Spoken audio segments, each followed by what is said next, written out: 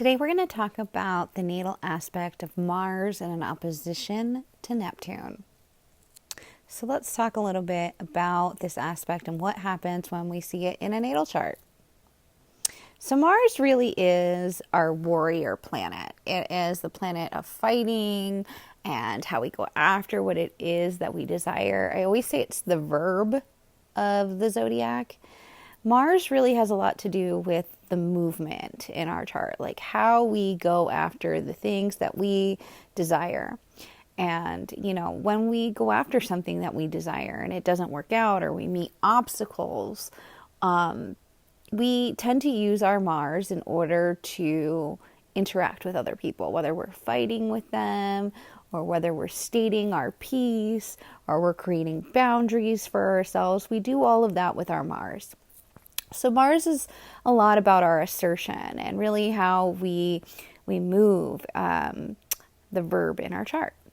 And Neptune, on the other hand, is, a very mystical planet. Neptune really, when we're looking at someone's Neptune placement in a chart, we have to take in all aspects. We can't just base it on the house placement alone.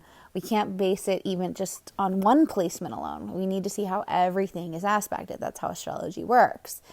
But Neptune has a lot to do with the area in our life where we seek escape. So it has a lot to do with our imagination for that reason, because where do we go oftentimes when we feel overwhelmed and we just need a place to escape? We go into a book, we go into a television show, we go into our imagination, we go and we seek refuge. Some people go towards spirituality. Some people go towards, drugs or alcohol. But Neptune has a lot to do with how we seek that escape. It has a lot to do with illusion and delusion. So it's all these parts of ourselves or parts of the world in which are, felt but not always necessarily seen. I always like that Astro.com called it the Lord of the Invisible Empire. I thought that that's such a cool description of Neptune. Liz Green once said, "There is no sense in being real and worthwhile in oneself. There's only the desperate craving to adore and be adored, so that one can love themselves in the mirror of the lover's eyes. Neptune is always ready to offer its romantic magic where we despise ourselves." Liz Green. So Neptune can be that fantasy world that we live in. It can be that fog in our chart where we don't necessarily always see things clearly. Yes, we can see things intuitively. Neptune can certainly, relate a lot to our intuition, but it can also relate to illusion as well. So you really want to look at the condition of Neptune whenever you're really kind of breaking down a chart. So Mars opposite Neptune. Oppositions are really about balance. You think of a seesaw, right? What goes up is obviously going to go down. And it really takes that third wheel or that third energy for it to, level out. So we're really looking for balance in any sort of opposition. Oppositions are about finding harmony between two opposites, right? Two different planets that have two different things that they need to negotiate. One's going one way, the other one's going the other way. They're opposites. And so we got to meet in the middle. And oftentimes that can be a little bit difficult. So that's the nature of an opposition, especially if like a planet is transiting over a particular part of this opposition. Those circumstances are really going to be revealed to us during that time. So what happens when Mars is opposite Neptune? Well, we can see someone who has a very deeply imaginative soul. We can see somebody who, we think a lot about the ego being just the sun, but Mars also has a lot to do with our ego drives. The sun is like who we want to be recognized for being, whereas Mars has a lot to do with what we want to be recognized for doing. So with Mars in an opposition to Neptune, we can often see people who are kind of beyond the scope of what they're physically doing and how they want to be seen. So we can see sometimes, people who don't have a really good scope of themselves and how they move or operate out in the world. The way that they perceive themselves might not always be matched up with how others perceive them. Neptune has a lot to do with this, sugary sweetness in our chart too. It's where things feel, very utopic, right? They feel almost too good to be true. That's kind of the nature of Neptune, right? It's a nice feeling. That's why it's so easy to escape. So when we have this opposition, sometimes we can find people that love to love, and they love to give, and they love to make people happy. So they give a lot. And so you can find people who are deeply romantic here. You find this in a woman's chart. This can be, the woman that goes and, is buying her mate a lot of gifts, a lot of nice things, a lot of flowers, a lot of chocolates, and almost sometimes even, may I say, a little early in the relationship. So people can get a little frightened. They can think it's a love bomb. They can, be suspicious of a native just because, it's what is this person hiding? Why are they giving me so much right away? And it's just, there can be a real, need for that approval through giving in a way that they might not even be fully aware of. And so it's almost like when someone is too nice and too giving, it can raise a little suspicion. So it's almost like a thing where they're learning that they don't need to give so much, that they can be loved for exactly who they are and not what they're able to provide for other people.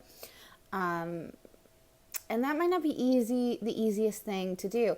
These people really love to dive deep. They really love to find the answers. They love to know things about you.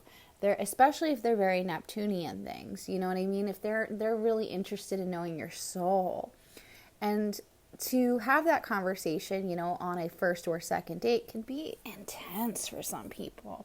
So, for that reason, sometimes they can just kind of rub people the wrong way. So they're really learning to relax when it comes to chasing their significant other, and just learning to accept who they are just as they are, and not for what they can do for other people. That's such a hard lesson here because there is that need for approval. These people love, love, love the act of pursuing a partner. So oftentimes, these people just have a hard time sometimes taking no for an answer. And so learning to kind of just, step back a little bit is part of that lesson. When I think of this aspect, I often think of that episode of Sex and the City where Carrie asks that big question, was I emotionally slutty? And the answer is absolutely not. I think that these people just, there's a craving for intimacy. There's a craving for that deep Neptunian connection here. And they can just be, a little bit Disney princess about it. They can feel like they just really want that fairy tale, even if they don't necessarily know the person very well. You see just a lot more people who identify with having, an anxious attachment style here. People who tend to give a lot in very one-sided relationships. And so they're really learning over time how to develop that deeper sense of depth within their immediate relationships. Relationships can be very confusing to them in the early half of life especially. giving can be like a big theme here, and over giving. So it's always like they can be giving too much to somebody who, isn't giving anything back in return. And then they can become a little bit resentful or manipulative at times when they're not getting that response that they desire. Again, another like thing that I always think about with this aspect too is there's this episode of Crazy Ex-Girlfriend where she sings this song, and the intention of it, I'm probably saying it wrong, is like, after everything I did for you that you never asked for. So sometimes I feel like sometimes this aspect can bring that up for some people. Their pursuit of partners is usually one of their own doing. It's just very unique. You can see a lot more bisexuality here, or people who have sexual confusion, or confusion about whether someone is like a friend or a lover. There's just a little bit more inconsistency here. As a result, I also do see a lot more neurodiversity here too, because I think that this is like a pretty common problem for people who are neurodiverse. It's not always like a marker necessarily for like autism or, even a personality disorder or something more like BPD.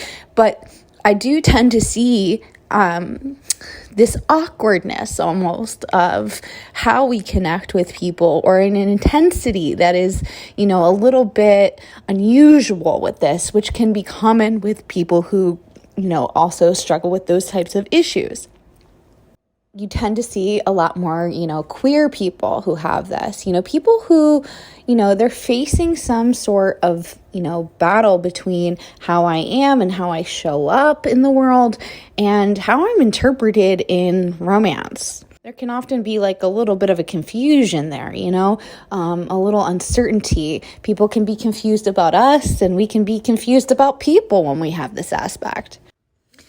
These people really, really appreciate the things of Neptune, and they can almost become very addicted to them. So what are the things of Neptune? The things of Neptune are things of beauty, things of glamour. So these are people who can, for example, if they love like a particular movie star, they can become extremely obsessive about that particular star. Maybe it's, embodying their aura. Maybe it's just wishing they could meet them. Maybe it's wanting to, be their best friend, kind of thing. But they can become quite addicted to those Neptunian things. So, music, they can become addicted to music. They can become addicted to maladaptive. We can find maladaptive daydreamers here. We can find people who are addicted. This is a person that gets like a camera for the very first time, and they become like addicted, and they're taking like 100 MySpace photos, remember that? Like just of like people at a party, and everyone's like, why are you taking so many photos of us? That's a little weird. You know what I mean?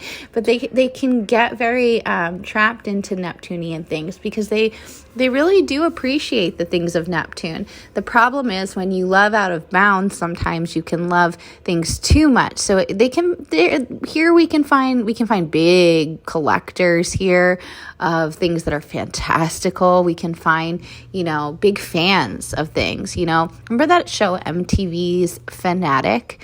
You find people who can be quite obsessive about that thing, that band, that piece of music, that piece of art. Spiritual leaders can be very Neptunian too. So like you can find people who can just become very obsessed with their reader, you know what I mean? And getting readings all the time. It just becomes like a new thing for them to chase.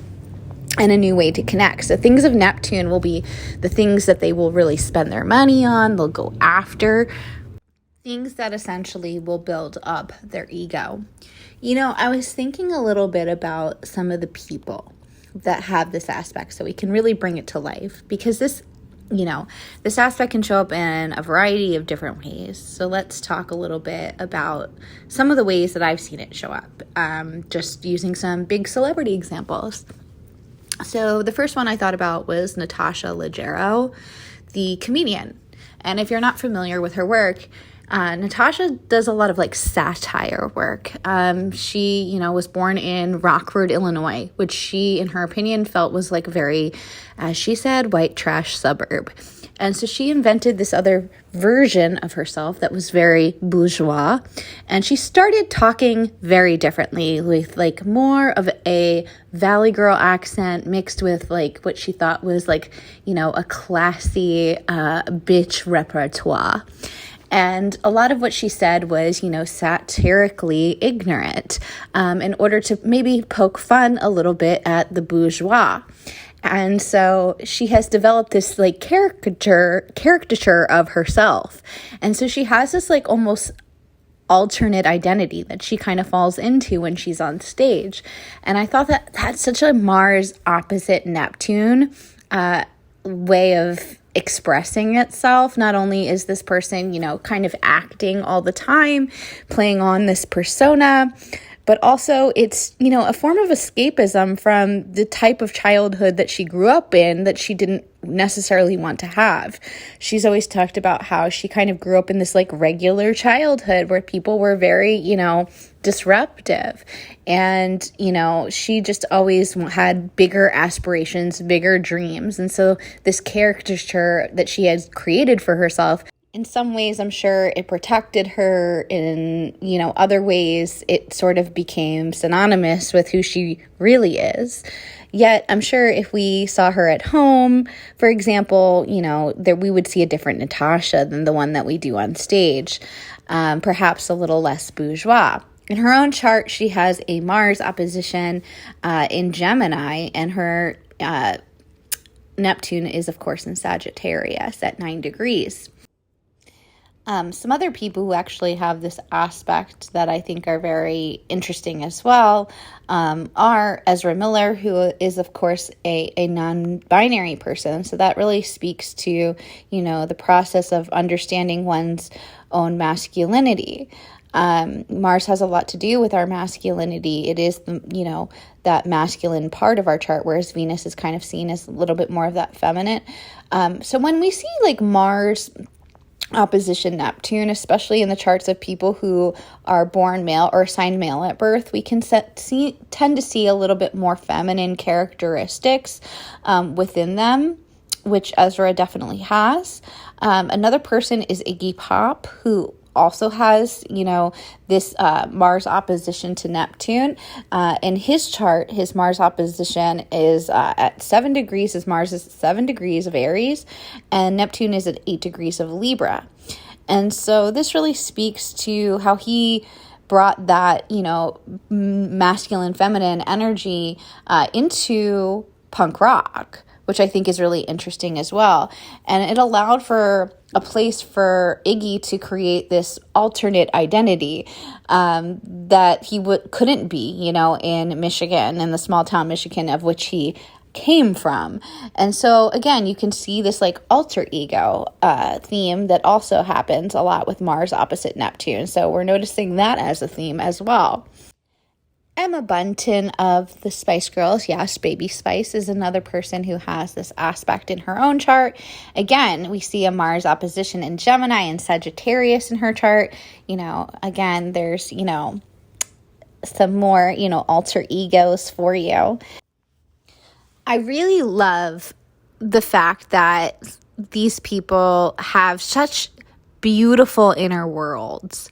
I feel like when you have Mars opposite Neptune, it's extremely important to translate that inner world in some way, whether that's writing, whether that's taking photos, or creating something really beautiful and magical, because these people can really create worlds that are, maybe foreign to this tangible, grounded, real life that we live in, but can become imaginative worlds that are beloved in this world. So, for example, Maya Angelou is somebody who has, this opposition, and I feel like her poetry has become synonymous with American society. But maybe even two bigger examples of that would be Walt Disney and H.P. Lovecraft, whose creations and imaginations have become living models in this world that we live in. I mean, I could say that Disney's not real, but you tell that to a 3-year-old or, a child like 30-year-old going to Disneyland for the first time, they're going to tell you they're wrong. So it's really quite an enchanted placement. Their peculiarities are actually their meal ticket if they learn to translate them correctly. You have somebody like Thurston Moore of Sonic Youth who has this placement. His imaginative lyrics that didn't make much sense to, your average baby boomer. But, Sonic Youth created a literal portal for the underground to become the mainstream.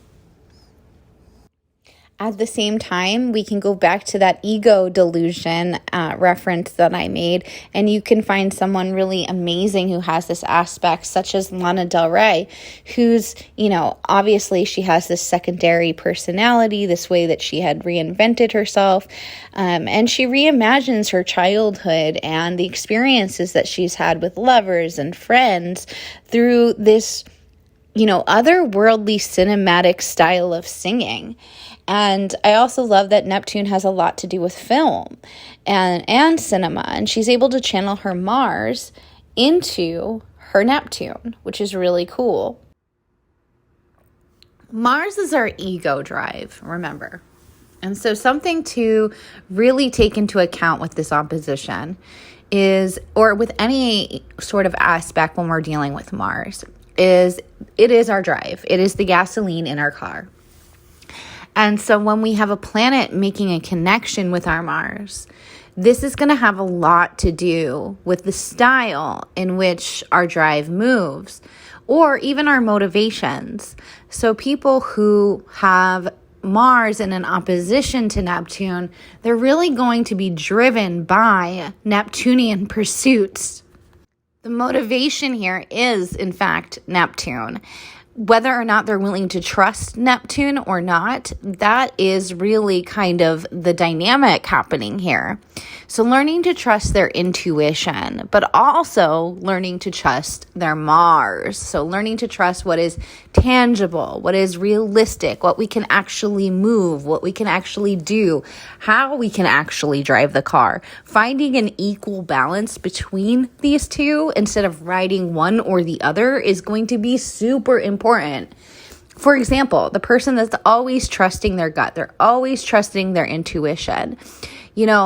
Oftentimes our intuition is correct and we should stand by it. But when we dive a little too deep into the deep end with Neptune, this is where we can get caught up in perception. The way in which we perceive things might not always be the way that other people perceive things. Sometimes this is good. It protects us. And other times it can be, the trigger that gets us caught up into a fantasy world. So learning to live a very sober and authentic life, a very developed, emotionally enriching, and an emotionally developed, a spiritual life of depth is really the anecdote here. I heard in a 12-step program one time that all addictions start from a desire to merge with the divine, with something more sacred than oneself. We drink, we take drugs, we consume love at an addictive rate or in an addictive fashion when we feel like there is a hole within us that could never be filled. Sometimes in 12-step programs, they call this, the God-sized hole. And when people have any sort of Neptune or Mars in their chart making contact with each other, we can see some hindrance between our motivations and the guiding forces that present us with illusion. For example, only seeing what we want to see when we're willing to go after something. Now, it's important for us to authenticate. It's important for us to get second opinions, to talk to people we trust, people who have a grounded sense of reality, when we are pursuing the things in which we desire. These people can have, a real desire to go after the things of Neptune, such as music, film, spirituality. The drive is huge here, so they'll be moved by it. It'll change the flow of their life. People who have this opposition have, a tendency to disappear at times. These are people, another funny thing about this aspect, I guess it's not so funny, but, these are the people who sometimes can, lack the directness or the bluntness, especially when a relationship will end. So there can be a little bit more of that tendency to ghost, or to win battles with their partners or the people in their lives using means that, are very sugary. This is the person, for example.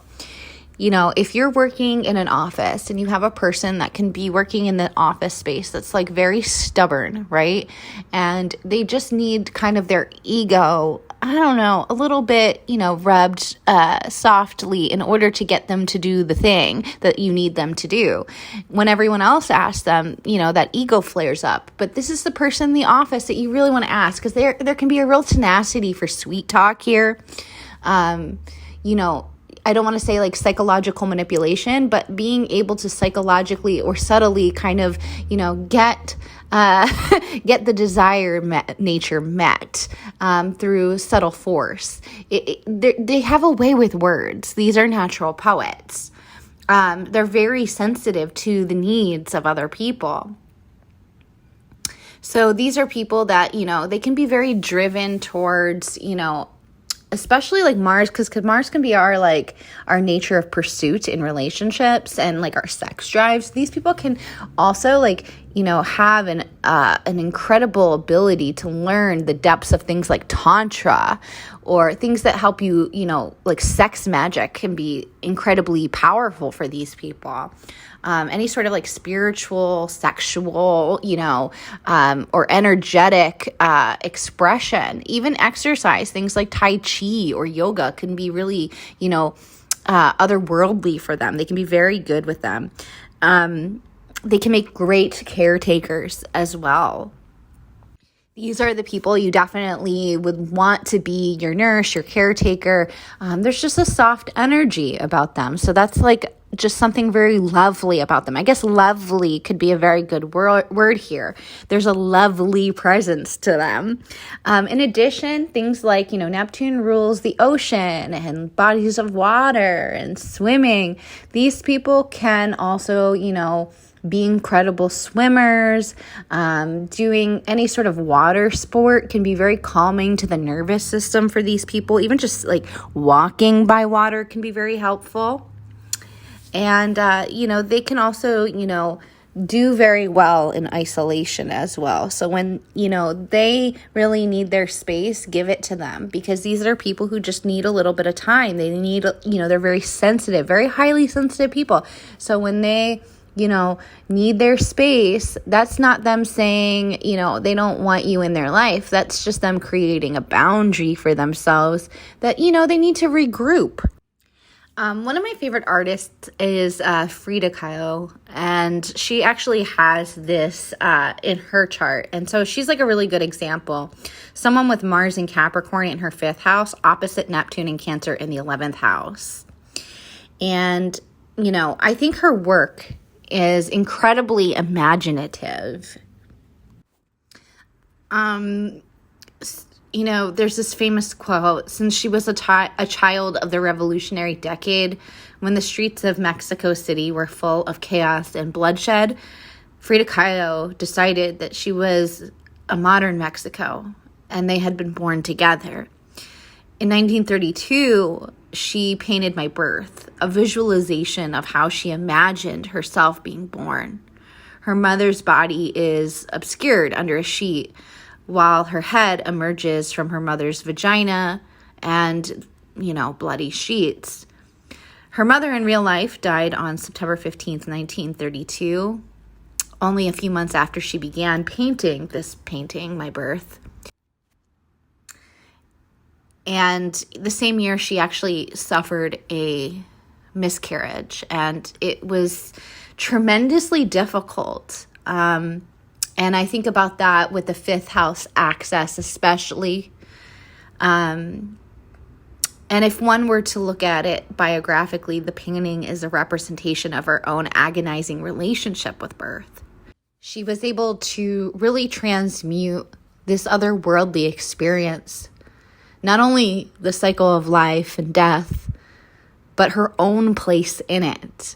And she was able to share that with the world, something that was ultimately remembered and became her legacy, very 11th house. There's this also, lore around the fact that Frida actually had polio as a child as well, kept her very sick and isolated in bed for, most of her childhood. And as a result, she invented this sort of like imaginary world in her head, which then became her paintings in later life and her artwork. And so I can't help but think that this Neptune-Mars opposition plays kind of a role in that. Mars being the drive, wanting to be able to move, to play, to do the things that other kids can do, but being isolated, being unable, and then having to create this otherworldly realm in her mind. Very Neptune opposite Mars. Dark Star Astrology writes, Mars-Neptune aspects are chivalrous and carry with them romance of the high seas. Of course, you might equally find yourself captive or captivated by a rum-swilling pirate too. This combination is extremely seductive, but with the hard aspects comes the danger of falling victim to sexual obsessions. The victim savior archetype is strong here too, because these folk will love to fight for the underdog. Falling in love with a drug addict is possible as the nature of becoming one. Neptune rules poisons, and Mars a desire for these forbidden fruits.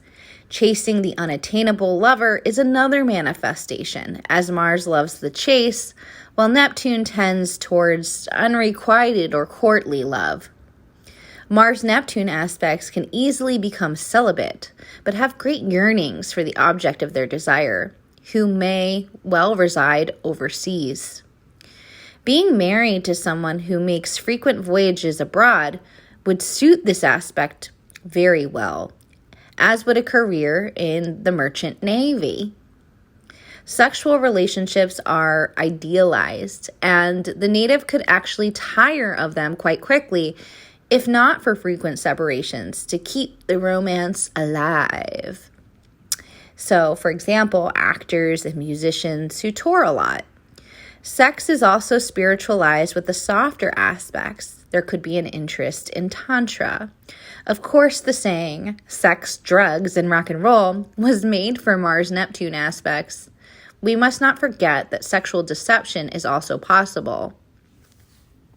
Fantasy mixed with sports would be a great way to channel Mars opposite Neptune, since the tension means the native will really strive for a beautiful body. So you might find bodybuilders here, sporting heroes, or even glamour models. Earning money through advertising sports gear also springs to mind. Photography is big too, with Mars generating the mechanics and Neptune the surrealist effect of the 3D image on a 2D surface. Designing mechanical objects such as computers, high-tech cars, or virtual reality machines are also possible. Laser beams and cyber weaponry also spring to mind with the harder aspects. A career in art and design is the most obvious way to employ the rich imagination and the glorious visions generated by Mars-Neptune aspects. The softer aspects may be prone to live in a fantasy world. However, if Mars is strong, it will take action with its Neptune dreams and push them to make them a reality.